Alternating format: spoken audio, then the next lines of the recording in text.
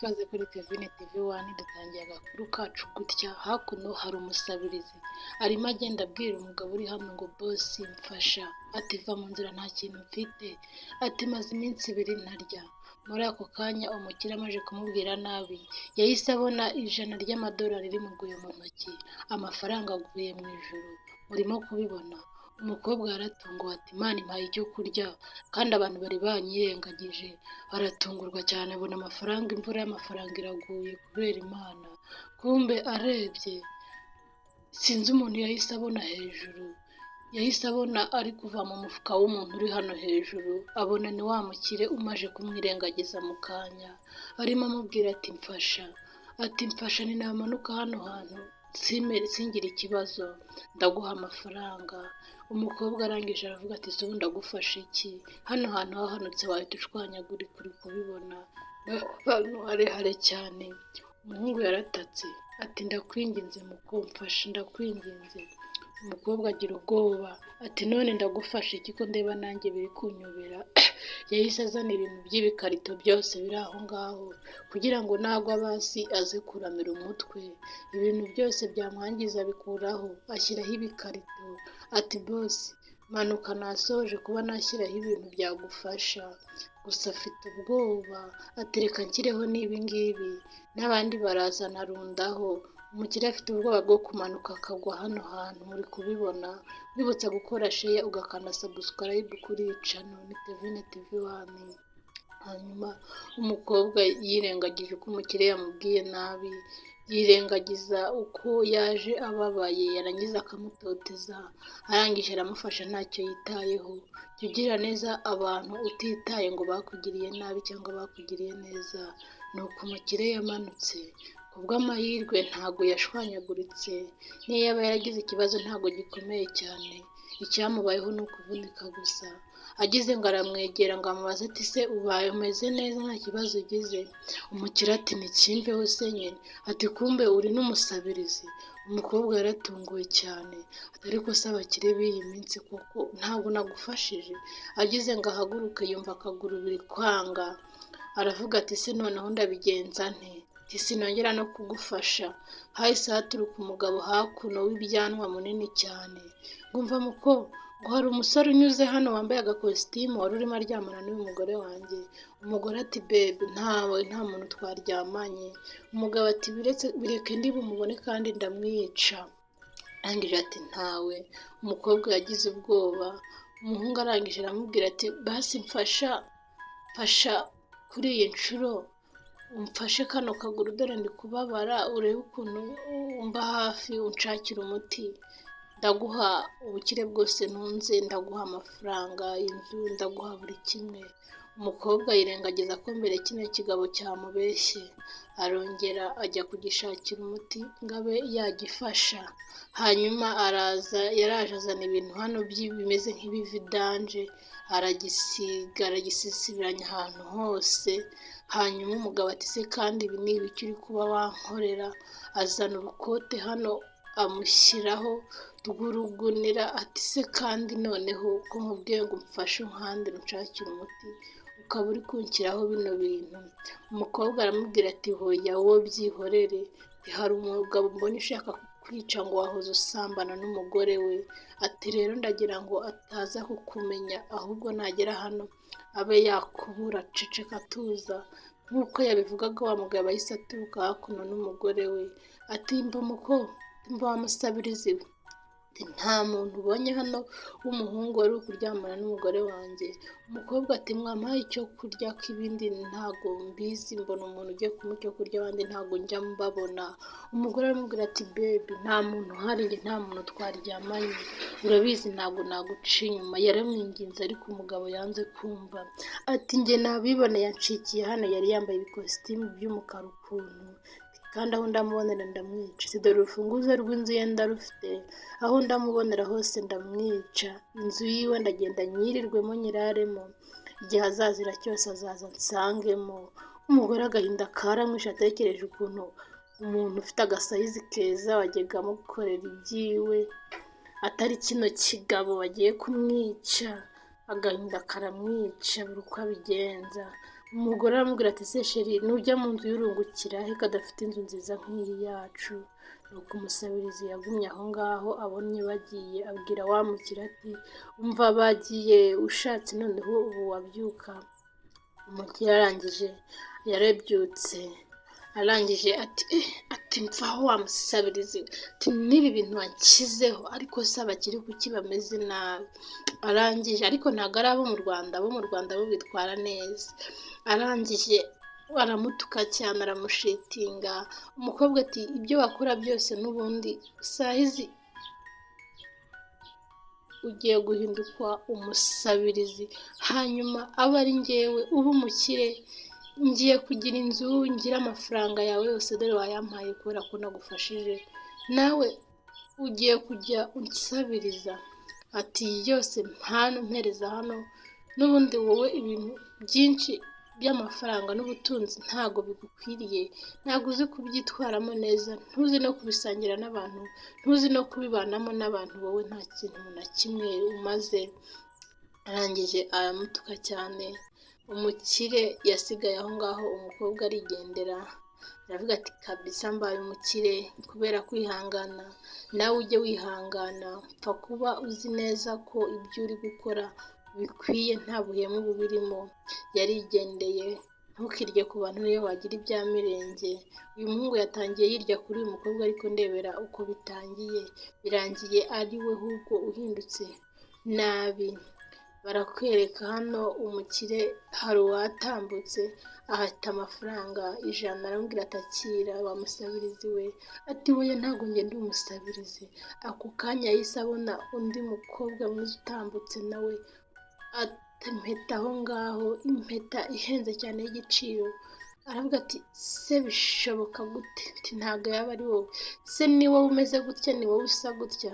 Ati cyane rwose ni njye wabaye umukire. Ati kandi ikintu nshaka ugomba kuba wagikora. Ati se ushaka iki kuri iyi nshuro? Nshaka ko umporopoza ukambera umugabo nkakubera umugore, kandi urabikora. Utegetswe kubikora ku cyiza n'ikibi. Arangije ati ntago bishoboka, waba ukabije mabuja. Atangiye kumwita mabuja. Mwabibonye se ukuntu Imana ikora?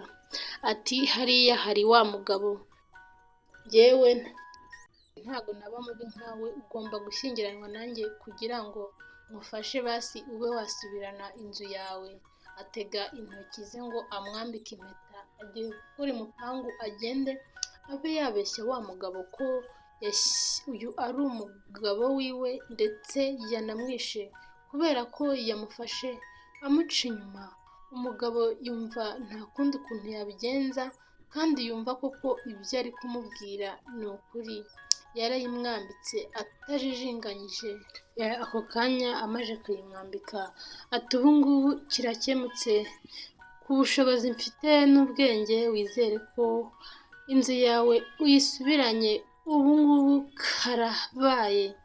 Yahise akubitamo rinete ati umenye ko mu minota 30 gusa uraba ugarutse mu nzu yawe kandi amahoro. Umugabo arangije aramubwira ati gusa ntusanzwe kandi umbabarire natangiye nkupfobya, gusa maje kubona ko uri udasanzwe. Yahise afata inkoni igitiyo kiri hano aragifata, arangije ati ubu n'iyo myenda yawe yose uyimpe, ngiye kugenda mubwire ko ibintu byawe byose nabyo nabitwaye, ibikoresho, imyenda ngiye kubitwika kubera ko wowe ubu ngubu wapfuye. Umugabo yumva ntasobanukiwe neza ibyo umukobwa yari arimo kumubwira.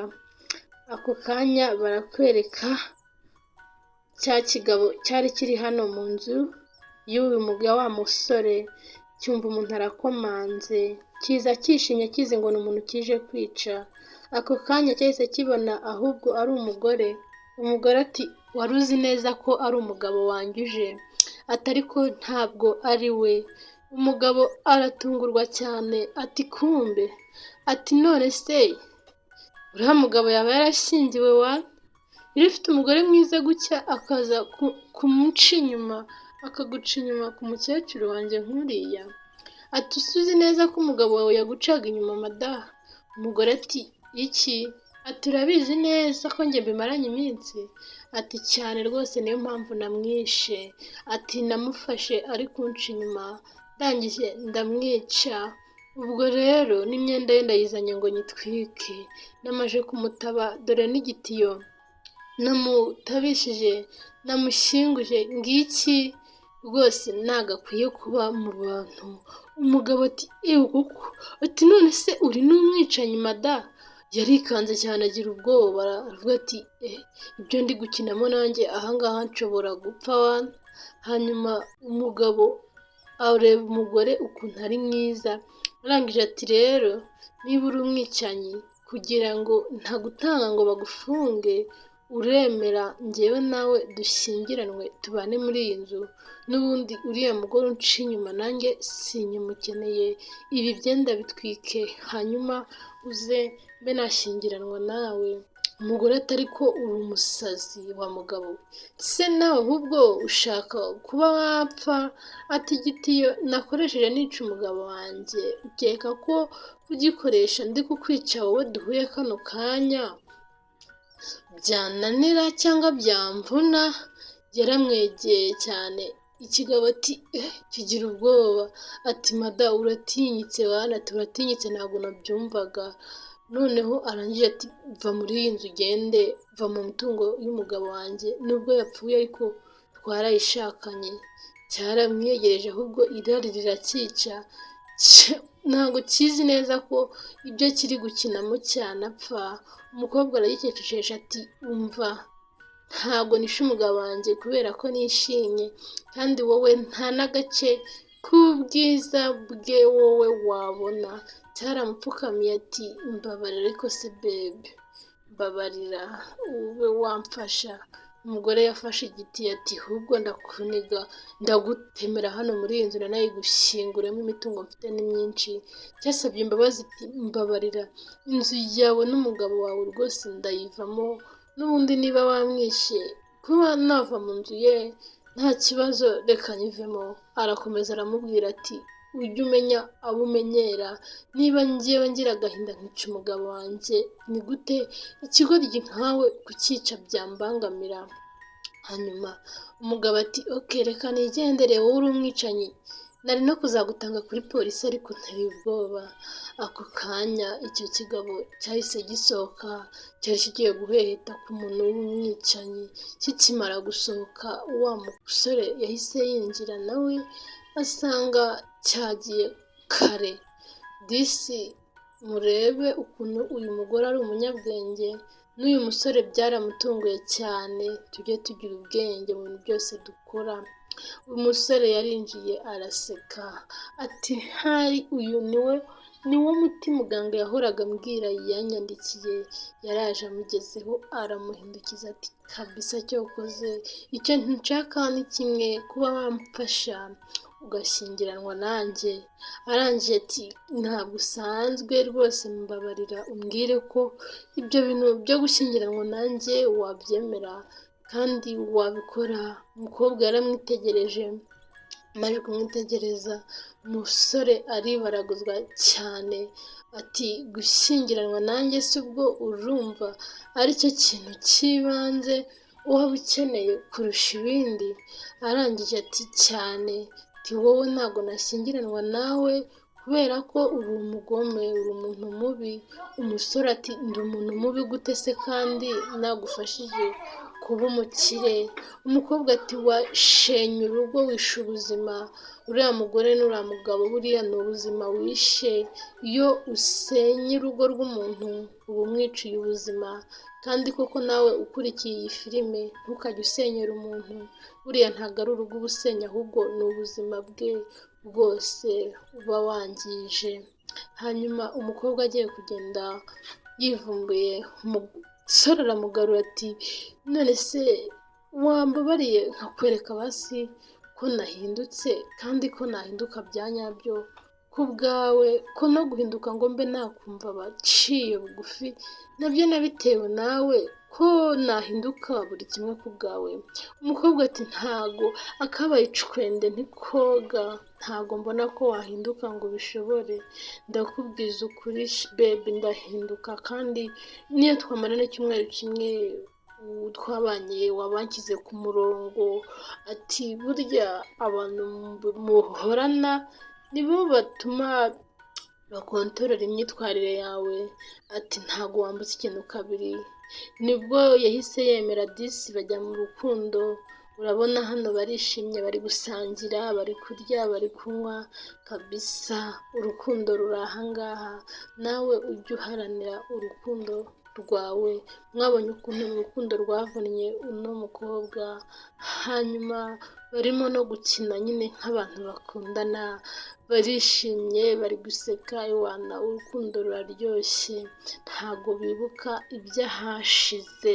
Umugabo ati ntago nari nzi ko nabona umuti wanjye, bahoraga bambwira ko bakunyandikiye ariko nakoze ikosa ryo kutakumenya kare, yamukoresheje siporo hano karahava. Ati cyakoze hano bwa mbere mu buzima nabaho nishimye. Hanyuma umukobwa nawe ati urukundo ntacyo rutakoresha umuntu, wagira ngo nari nzi ko uzaba uwanjye. Ako kanya bari bishimye cyane, hahise hinjira umugore hano n'imbwa yari ateruye n'imyenda yapakinze mu varisi. Umugabo aje gufungura abona ni wa mugore bigeze kuryamana, umugore wa cya kigabo kinini. Araza ati babe nje kuba hano. Umugabo tuje gukora iki hano? Ati burya cyagiye tumara gusambana umugabo wanjye yahise ansohora mu nzu byihuse, yaranyirukanye kubera wowe. Hanyuma umugabo ati ntago bishoboka. Umugore ati none yambwiye ko ngomba kuza hano ngo ari wowe nkunda kandi urabizi, ahubwo va mu nzira njye kuruhuka. Umugabo ati ntago byakunda, ati biriya byarangiranye n'igihe cyabyo, byari iby'irari. None se nigeze nakubwira ko ngewe nzabana nawe? Hanyuma imbwa nayo iri kumureba nk'isanzwe imuzi. Umugabo ati oya mfite undi muntu tubana hano, mfite umugore, nazanye umugore burya nyuma ya biriya nabonye ko umugabo wawe ashobora kunyica ntazanye umuntu ngo abe yandinda ibintu by'ikigare n'ibindi byose bisa nk'aho atari byiza. nabonye ko umugore wanjye nabonye ko umugore wanjye yazandinda ibintu byose bibi. Nuko yamubwiye ati subirayo genda, ntago bishoboka. Umugabo yaragarutse ari kuvuga ati se stress ni ibiki? Asanga umugore hano yarakaye cyane, agiye gukora ku ikote. Undi ati va mu nzira, ngiye kwipakingira nigendere, ntabwo uri umugabo wo kuba byabana nanjye. Arangije ati se byagenze gute babe? Umugabo ati byagenze gute? Umugore ati ntabwo nabana nawe, uri umwicanyi, uri umugome. Ati uriya mugabo wasenyeye urugo, ntabwo nabana nawe.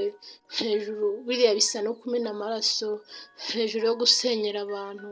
Umugabo ati se bebe ntabwo uzi ko nahindutse? Ati kuba warahindutse nta kibazo, atari kuri uriya mugore yirirwa azerera ku muhanda, umugabo we yaramwirukanye.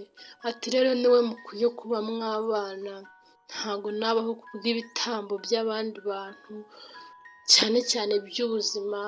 Umugore yagize umujinya cyane, umugabo aratungurwa abura ukuntu abigenza. Aramubwira ati se basi nkora iki kugira ngo unyumve? Umugabo ati umva sheri mbabarira, nari maje kuba umuntu ukomeye kandi uzi ubwenge, ntabwo nabaho.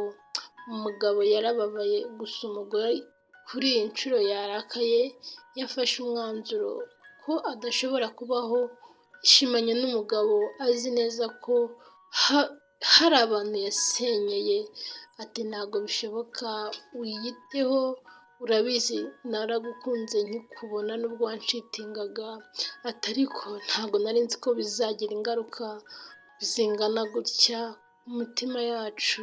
Umugabo yasigaye hano yumva ko nta kintu asigaranye, areba impeta afite ariko agahinda karamwica cyane abura uko yabigenza.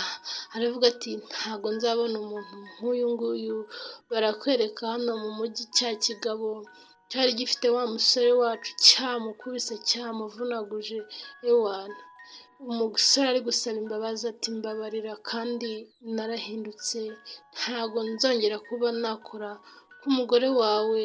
Ako kanya wa mukobwa bigeze kuba babana nyuma akamuhinduka, yahise amubona hano bari kumukubita ameze nabi cyane, aramuhirika ati sanga umugore wawe, ibintu mwambeshye ngo wapfuye. Umugore we akaza akanshuka ngo wapfuye, ati mwumvaga ko bitazagira ingaruka.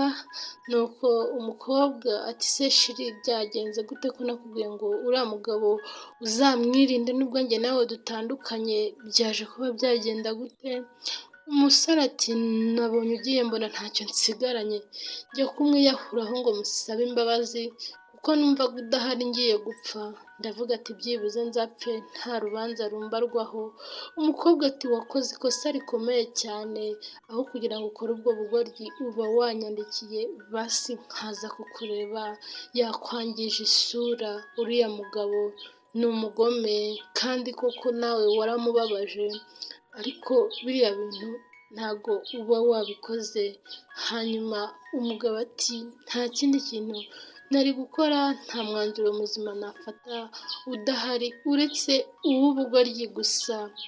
Umugore ati menya koko warigeze kunkunda nubwo nabikerenkeje kubera biriya bintu byabaye. Umugabo ati nta kibazo gusa ndi kubabara umutwe cyane. Hanyuma ati n'ubundi wanyanze ubu no kwiyahura nakwiyahura, ariko basi Imana ishimwe ko nongeye kukubona kandi uri umuntu w'ingenzi mu buzima bwanjye nigeze nahura nawe. Umukobwa disi yagize agahinda n'urukundo rurongera arazamuka, areba igisore cyacu ku mutima ati sori basi nagira ngo witekerezeho, ntabwo nari nzi ko nkunda bya nyabyo. Yaramusomye aramubwira ati nta humura ntabwo nanjye nari kujya kure yawe. Hanyuma barahoberana cyane, arangije ati byibuze ibi bikomere ntabwo ndi kubyumva cyane uhari, gusa iyo uba udahari byari kuba biri kumbabaza cyane, ariko kuko uhari basi birahagije. Hano buri umwe wese yakoze igishoboka cyose ngo urukundo rwabo rukomeze kandi rutere imbere. Nawe jya uharanira ko urukundo rwawe rutera imbere kandi wemere nibigusaba no gusubira inyuma kugira ngo wubake urukuta rukomeye kurushaho, nabwo ntawe uzakuveba. Nkwibutsa ko nta handi ushobora gusanga udukuru twiza tw'urukundo uretse kuri Kevin TV1. Kora subscribe, sharing n'abandi, ukore like, utere comment, utubwire uko wabonye iyi nkuru. Ndabakunda cyane. Ciao ciao.